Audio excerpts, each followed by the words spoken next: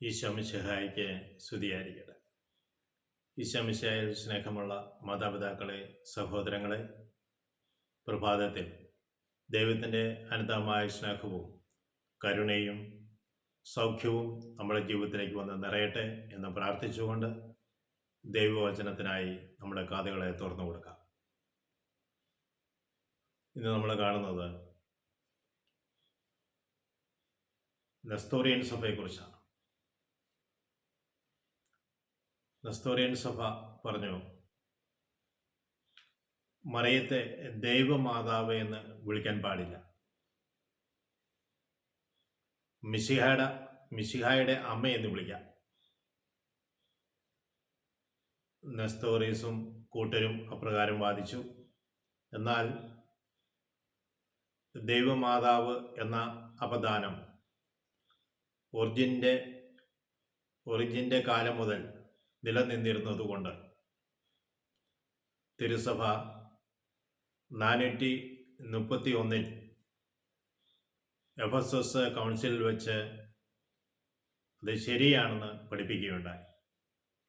അപ്പോൾ ദൈവമാതാവ് എന്നുള്ള അവദാനം ശരിയാണെന്ന് 431 എഫെസസ് കൗൺസിലിൽ പഠിപ്പിച്ചു. എന്നാൽ അന്ന് മുതൽ റോമൻ സഭയുമായി രമ്യതയിലല്ലാതിരുന്ന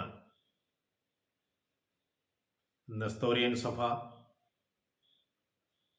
1994 നവംബർ 30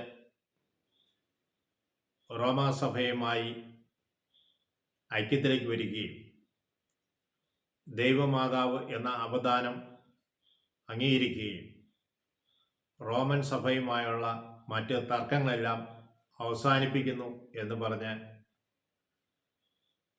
നെസ്തോറിയൻ സഭയുടെ പാത്രിയർക്കീസായ ദനഹ 4 രേഖകളിൽ ഒപ്പുവെച്ചു. അങ്ങനെ നെസ്തോറിയൻ സഭ റോമൻ സഭയുമായി ഐക്യത്തിൽ വന്നതിൽ രണ്ട് സഭകളും വളരെ സന്തോഷത്തിലാണ്.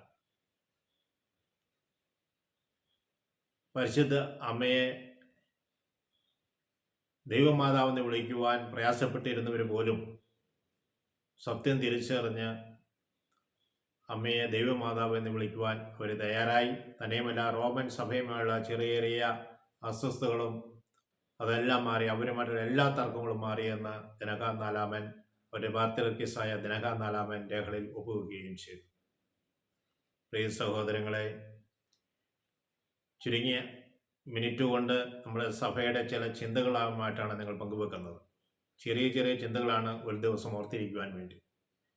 നമ്മൾ വിശ്വാസികളായിരിക്കുമ്പോൾ നമ്മുടെ ചരിത്രവും നമ്മൾ അറിഞ്ഞിരിക്കേണ്ടതായിട്ടുണ്ട് എന്ന് വചനം ശ്രവിക്കുന്ന എല്ലാ മക്കൾക്കും പരിശുദ്ധമ്മ പ്രത്യേകമായി മധ്യസ്ഥം വഹിക്കട്ടെ എന്ന് പ്രാർത്ഥിക്കുന്നു. പിതാവിനും പുത്രനും പരിശുദ്ധാത്മാവിനും സ്തുതി. ഈശോ മിശിഹായ്ക്ക് സ്തുതിയായിരിക്കട്ടെ.